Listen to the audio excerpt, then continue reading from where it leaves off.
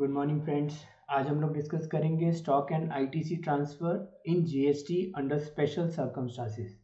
So friends, आपने देखा होगा कई बार बिजनेसेस सेल हो जाते हैं, दो बिजनेसेस एक एंटिटी में कन्वर्ट हो जाते हैं, एक एंटिटी स्प्लिट होकर दो एंटिटीज में कन्वर्ट हो जाती है, या दो एंटिटीज मिलकर एक नई एंटिटी बनाती है, या हम बिजनेस को आगे लीज पर दे देते हैं, या फिर बिजनेस ट्रांसफर हो जाता है।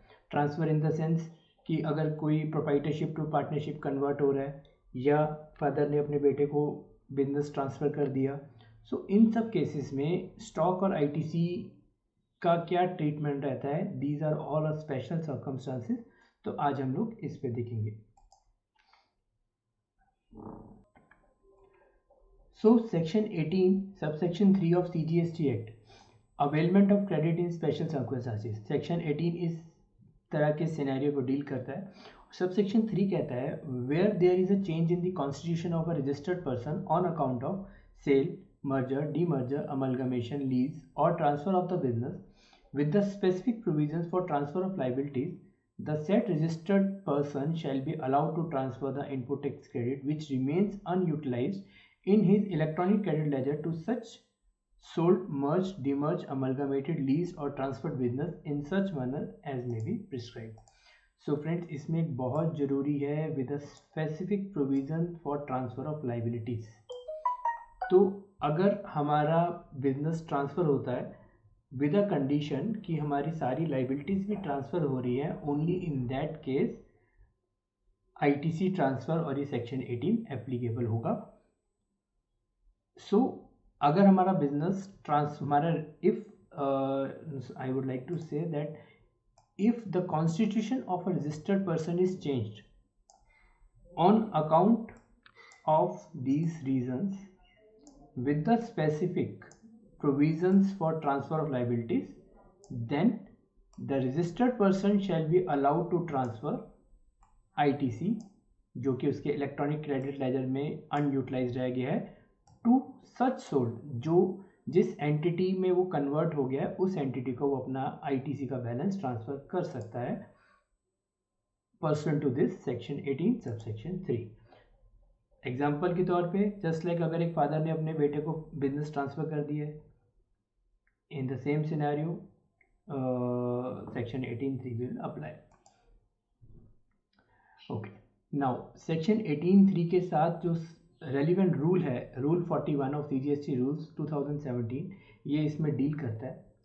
इसमें a registered person shall in the event of sale, merger, demerger, amalgamation, lease or transfer or change in the ownership of business for any reason furnish the detail of sale, merger, demerger, amalgamation, lease or transfer of business in form GST ITC 02।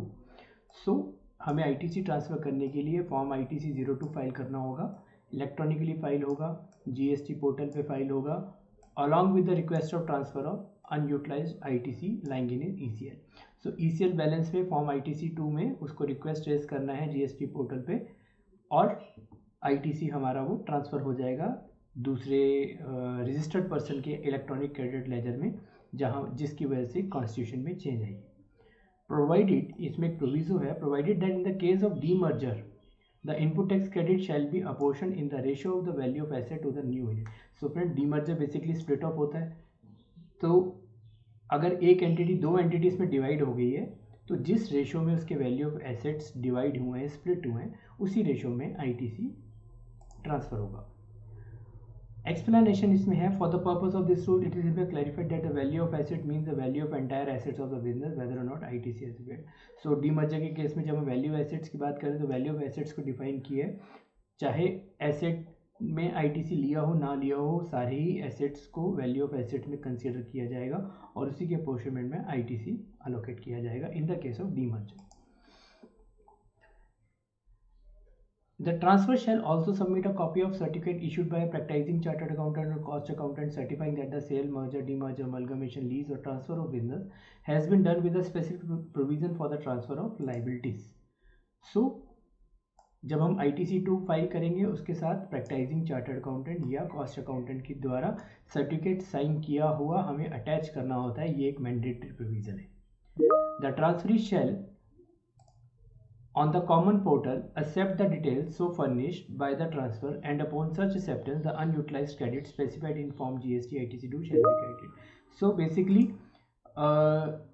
Common portal पे जो transferee है जिसको हम ITC transfer कर रहे हैं उसको अपने पोर्टल पे जाके ITC 02 एक्सेप्ट करना होगा, तो उसके बाद वो क्रेडिट पहले वो ट्रांसफ़र के लॉगिन से फाइल होगा, उसके बाद ट्रांसफरी के लॉगिन में जाके वो एक्सेप्ट होगा.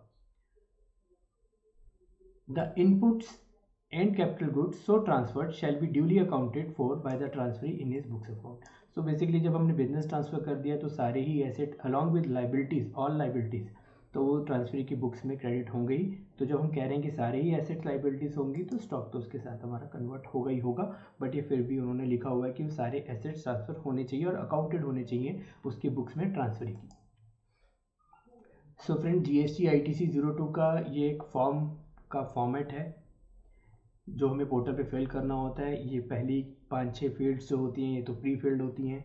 इसके बाद सिंपल है, जितना ITC हमारा ट्रांसफ़र होना है वो ट्रांसफ़र, देखिए यहाँ पर वर्ड लिखा हुआ है मैच्ड ITC. सो इसका मतलब है कि अगर कोई ITC ऐसा है जो ट्रांसफ़र के केस में मैच नहीं है, that is pending for reversal और pending for payment by DRC 03, so वो सब चीज़ें निकालने के बाद जो मैच्ड है, जिसको डीलर कह रहा है कि मेरा ITC मैच है, तो जिसको सर्टिफाई भी करेगा चार्टर्ड अकाउंटेंट या कॉस्ट अकाउंटेंट. सो ये जो ITC हमारा ट्रांसफ़र होना है यहाँ पर हम इसको फिल करेंगे. इसके बाद सिंपल है, जिसने सर्टिफिकेट इशू किया वो उसकी डिटेल्स आएंगी एंड देन उसको फाइल करेंगे, तो दूसरा पार्टी जब उसको एक्सेप्ट करेगी तो ITC ट्रांसफ़र हो जाएगा. उसके इलेक्ट्रॉनिक क्रेडिट लेजर में एंट्री रिफ्लेक्ट होगी. ट्रांसफ़र की लेजर में डेबिट की एंट्री आ जाएगी और ट्रांसफर की लेजर में क्रेडिट की एंट्री आ जाएगी. So there are some points that needs to be remember. Ensure the balance sheet of the transfer entity is prepared as on date of transfer. So जिस दिन तक जब आप फाइल कर रहे हैं, लेट्स से आज से 31 जनवरी है, तो अगर आपने आज इसको फाइल किया तो 31 जनवरी तक की बैलेंस शीट ट्रांसफ़र की बनी होनी चाहिए, जिसको सर्टिफाई करते हुए सारे एसेट्स एंड लाइबिलिटीज़ ट्रांसफ़र होंगी ट्रांसफरी कंपनी को, तभी तो उसकी वो ओपनिंग बैलेंस शीट बनेगी. सो अगर ये इन द मीन हो जाता है, लेट्स से अगर कोई कहता है कि हम 23 जनवरी को हमने ट्रांसफ़र कर रहे हैं हम, तो 23 जनवरी तक की बैलेंस शीट जो भी बीच की डेट आएगी हमें उसकी एक इंटरिम फाइनल बैलेंस शीट बनानी होगी, जो कि इनकम टैक्स में भी फाइल होगी. Same balance sheet will become the opening balance sheet of the transferee entity by way of transfer of assets to be passed through journal entry. So जो भी balance sheet यहाँ final होगी वही मेरी opening या journal entry से सारे assets और लाइबिलिटीज अकाउंट होंगे ट्रांसफर की बुक्स में. So friends, transfer of business exempt है from levy of GST only in the cases that is prescribed. Transfer of business from father to son is also exempt if it is without consideration under income tax subject to clubbing provisions. Right? So friends, इसी तो हमने आज देखा कि stock transfer, तो जब हम assets और लाइबिलिटी सारे अकाउंट करेंगे उसके साथ स्टॉक ट्रांसफ़र हो जाएगा. ITC ट्रांसफ़र का हमने प्रोसेस देखा है. ये थी सारे रूल्स. पोर्टल पे अगर हम एक व्यू रखें तो पोर्टल पे सर्विसेज में जाके ITC फॉर्म्स में जब आप जाएंगे तो उसके बाद आपको यहाँ एक फॉर्म मिलेगा GST ITC 02, जिसको ऑनलाइन फिल करना होता है. जैसे हमने आपको फॉर्म में दिखाया वही फॉर्म के पर्टिकुलर्स हैं. ट्रांसफरी का GST डालना है, बाकी सारी फील्ड ऑलरेडी फिल्ड हैं. ITC का अमाउंट डालना है जो ट्रांसफ़र करना है. जो प्रैक्टाइजिंग प्रोफेशनल है जिसने सर्टिफिकेट इशू किया है उसकी डिटेल्स आएंगी, सर्टिफिकेट यहाँ अटैच होगा और इसको हम फाइल कर देंगे.